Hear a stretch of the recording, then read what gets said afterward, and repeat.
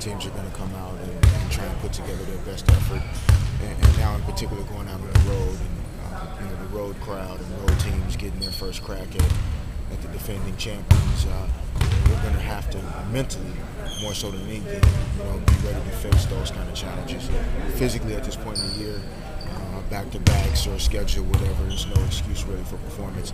It's really just about ourselves mentally being tuned in to what we need to do in terms of our execution. This Oklahoma City squad, a bunch of young guys flying around with Durant, and now they got Harden. What kind of team is that like when you go up against a bunch of young guys like that?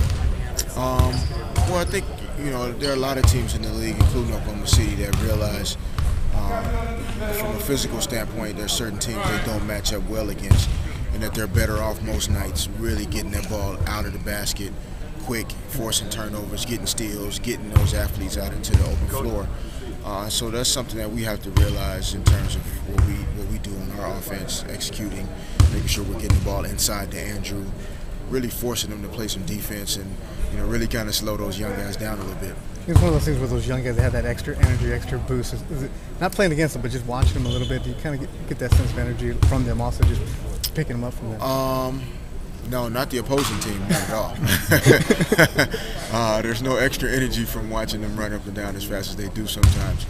I think the big thing is realizing that a lot of guys and a lot of teams, those are their strengths. The ability to get out in the open floor and have guys that can finish and make plays in the fast break situation. So, if we're not going to execute well on our offense, we're going to cause problems for ourselves, and that's something we're going to have to understand as the season goes on. You mentioned